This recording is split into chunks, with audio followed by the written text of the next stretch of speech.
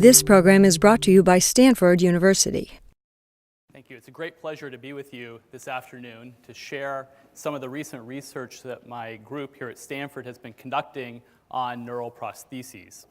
And the neuroprosthetic concept is really to either write information into the brain and the nervous system or read information out of the brain and the nervous system. And all of this is to help address a broad range of neurological diseases and injuries.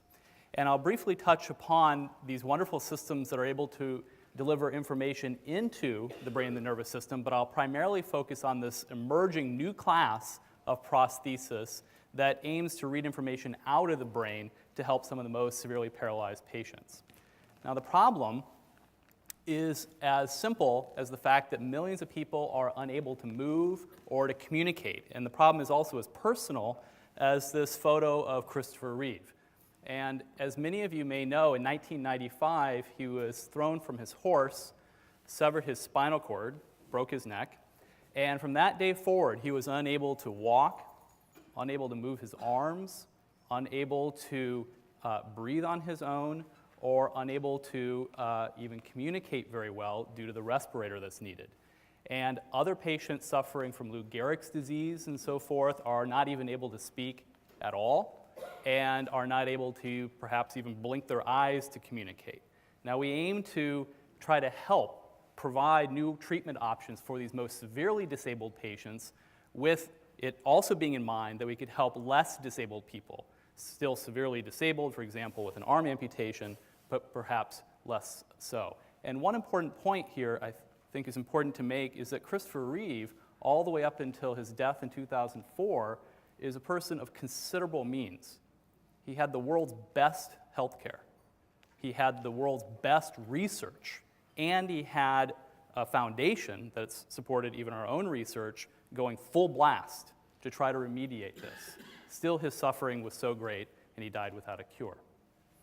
Now, how might we be able to offer some quality of life improvement for these patients? So what's shown here is the potential solution to potentially read out neural signals directly from the brain and use those signals after some interpretation or decrypting, if you will, to drive prosthetic arms or computer cursors on a screen.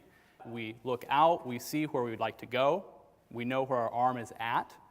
We take that information in through the rear part of the brain, labeled visual. We then start forming initial plans to move our arms. We elaborate those plans, and then those plans and commands descend down the spinal cord to drive the muscles in our arm to guide the arm to where we'd like it to go.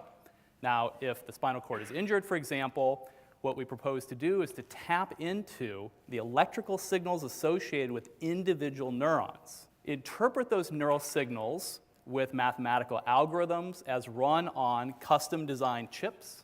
Those of you that are in and around Silicon Valley are very familiar with this technology that fuels everything that we're running around here today. And then deliver those computer signals either to guide a computer cursor on a screen or onto a robotic arm to move the arm, or perhaps even muscle stimulators to reanimate the paralyzed arm. The simplest way to express this proposal in a block diagram is that we take sensory information into the brain does some processing, and then it's shipped onto the motor output stages. And if it's that last link that's broken, we might be able to build effectively a bypass. The way we'd like to do that is to tap in to a region of the brain called the premotor cortex, or the motor cortex, that's involved in planning and executing arm movements. So every time you move your arm, that area of the brain where the green line starts becomes active in a very particular way that I'll tell you more about in just a second.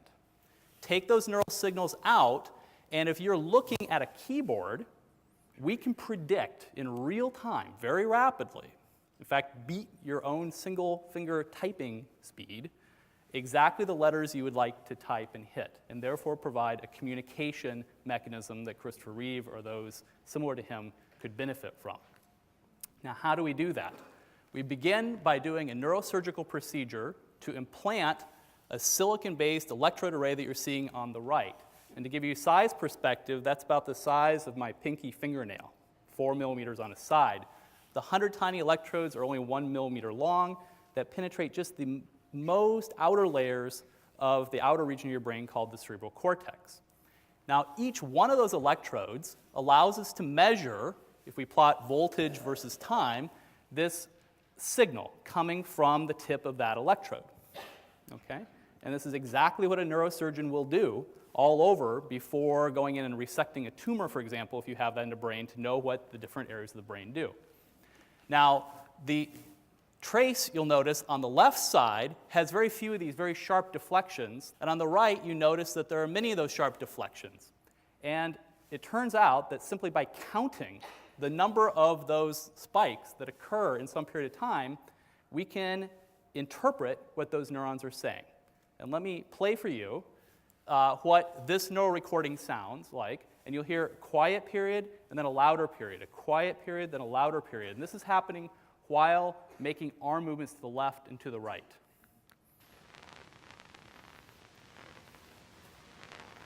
Loud, soft, loud, soft, loud, soft. So it's a very faint whisper, and more on that in a second, by which I mean that one electrode, one set of neurons, is a very important piece of the puzzle, but not all that you need.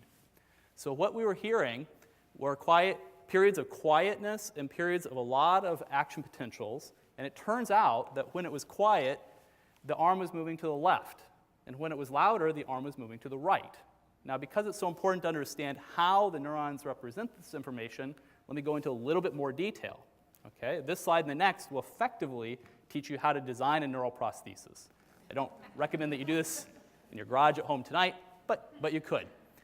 So we work with rhesus monkeys for two reasons. One, we can train them to perform these elaborate eye and arm movement tasks, as you're seeing here, and I'll describe. Second, we take it very seriously that we need to translate the work we do to humans.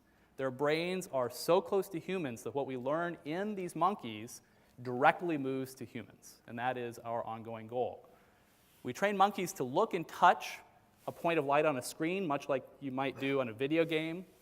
A point comes on, for example, here, shown down, but it could come on anywhere on the screen. And at that moment, the monkey starts planning to reach that location because he knows, after some period of time, a second or two, the central lights will turn off, telling him to reach to that location to get a drop of juice as a reward. Now, what we do is we record the number of those action potentials emitted in some period of time and plot them on the graph below. So when he was reaching down, you can see when he's reaching down to the right, for example, the yellow circle appears in a band of green. The green is keyed to 40 spikes per second. We may have heard 40 of those spikes per second. Now, when he reaches up and to the right, more towards the heart of that red zone, we may hear 100 spikes per second. And we proceed over a period of 5 or 10 minutes to have him make all these arm movements, plan and reach, plan and reach, plan and reach. And we can map out this color map. Now we can play a little game. To the monkey, we show him the spots. To us, we would put up keys on a keyboard. Keys are just targets at spatial locations. So if we heard 100 spikes per second, and I ask you, where was he planning to reach, you would say, E key. It's the only region that corresponds to 100 spikes per second. But now what if we heard 40 spikes per second? Now, where does he want to reach? Where would we as a human be wanting to strike the key? We don't know. G, A, B, C, D. There's an ambiguity. There's an ambiguity because the neuron's responding in the same way. And this makes the point that one neuron, as shown here, is very important. It's like one piece of a jigsaw puzzle, but it doesn't tell us the whole story. To get to the whole story, we have to record from hundreds of neurons, and we can do that with the electrode array I previously showed you, where each electrode records from one or more neurons. That would produce a response pattern like this, where each square corresponds to how any one neuron responds. And if we actually saw this, we'd still be in trouble. It's like having 100 of the same jigsaw puzzle piece. It doesn't really help us. Fortunately, the brain isn't organized that way. Instead, what we see is a different pattern from every neuron. So we can play a final little game here by thinking about having somebody sitting in a room planning to reach up and to the left. What we would have come to us is the corresponding response from every neuron. For example, in the upper left neuron, we'd see green through the little hole. A couple over, you'd see red, and so forth. And what you get at the end of the day is a color piece corresponding to the responses from all those neurons that uniquely tells us that the patient wants to reach over to the left and up. And we can do that by intersecting our observation with the database of knowledge that we've acquired, the whole color map, so as to predict that location. Now, what I'd love to do is take you all over to the lab and show you how this works. Instead, what we'll do is we'll again play a little game. We will forego the brief neurosurgery, okay? We put it all to the test in our lab, and this is what we'll be doing. So our monkeys look and touch. We may turn on a target. We record from a whole array. We receive the electrical signals from each tip. We tell which neuron we're listening to. We get that color piece, and then we predict which target he wants to go to, and he gets a drop of juice and a cursor around that target to tell him he did it correctly. The game we'll play, unfortunately, doesn't involve any juice. So if you sit in your chairs and look at this keyboard and relax your muscles and imagine moving your right arm up and hitting the S key. And I could go record from right about here on the left side of your brain, right in premotor cortex, and predict exactly that key. And I could do that very fast. And once I do that, I can move the S up there, and we could keep doing it, T, A, N, and I think you see where this is going. Would I dare spell Berkeley? No. Okay. And all of a sudden, what we've just done here is we've just mimicked what it's like to think about making a movement, have it read out, predicting locations, and typing out a message, which could provide a communication channel to a physician or loved ones if you're severely communication disabled. And right before the last slide, what does this look like in the lab? What we've been able to achieve is a system that performs about 15 words per minute of throughput. You could sit here and type about 15 words per minute. The typing that's coming up here is going at that rate. Being Stanford alumni, of course, the first thing you would type if you had such a thing would be Shakespeare, so we've matched to that. And two observations. First of all, this is much faster by a factor of about 4 than anything that's been done previously, and this has been very encouraging to see that we can design these systems much more quickly that may offer real benefit to patients to offset that surgical risk. The second thing is it's still not lightning fast. You could certainly beat this with 10-finger typing, but maybe it's on par with 1 finger. We believe that there's a lot more progress that can be made. We can go up to much, much faster rates.